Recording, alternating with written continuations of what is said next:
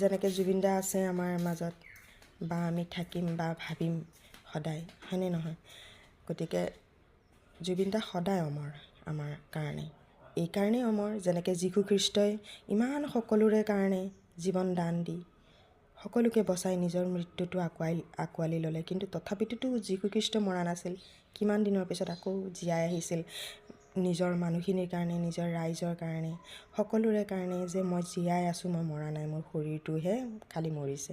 গতিকে যীশু খ্ৰীষ্টই সেইটো প্ৰমাণ দি দেখুৱাই থৈ গ'ল যে তোমালোকক মই শক্তিশালী কৰিবলৈহে মোৰ মৃত্যুটো মানে মই জৰুৰী বুলি ভাবি পেলাই মই এইটো কৰিছোঁ। কাৰণ ডেভিলখিনিক মাৰিব পৰা কোনো কাৰো শক্তি নাই, কাৰণ মইহে সেইখিনি কৰিব পাৰিলোঁহেঁতেন। আৰু সেইকাৰণেই তোমালোকক মই জগাইছোঁ যে তোমালোকৰ মাজতো ভগৱান আছে বা তোমালোকেও সেইখিনি কৰিব পাৰা।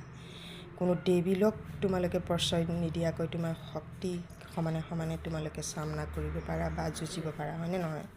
সেইটোৱেই প্ৰমাণ কৰে। ভাল মানুহৰ মানে সেইটোৱে এটা হ'ল তেওঁলোকে মানুহৰ ৰূপত জন্ম লয়, হয়, যেনেকৈ কৃষ্ণই লৈছিল, ৰামে লৈছিল, যেনেকৈ শংকৰদেৱে লৈছিল, আহি সকলোৰে ভাল জ্ঞান দি থৈহে তেওঁলোক গৈছে। আৰু সেইকাৰণে গৈছে কাৰণেইতো মৰা নাই তেওঁলোক অমৰ, কাৰণ তেওঁলোকক আমি এতিয়াও জীয়াই ৰাখিছোঁ, তেওঁলোকক আমি এতিয়াও স্মৰণ কৰোঁ, হয়নে নহয়?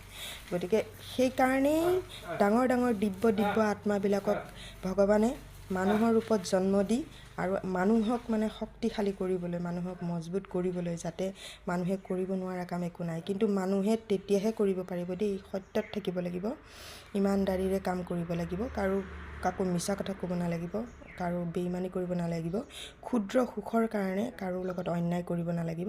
তেতিয়াহে দিব্য শক্তিয়ে আপোনাৰ সাথ দিয়ে বা আপোনাৰ লগ দিয়ে, আপোনাৰ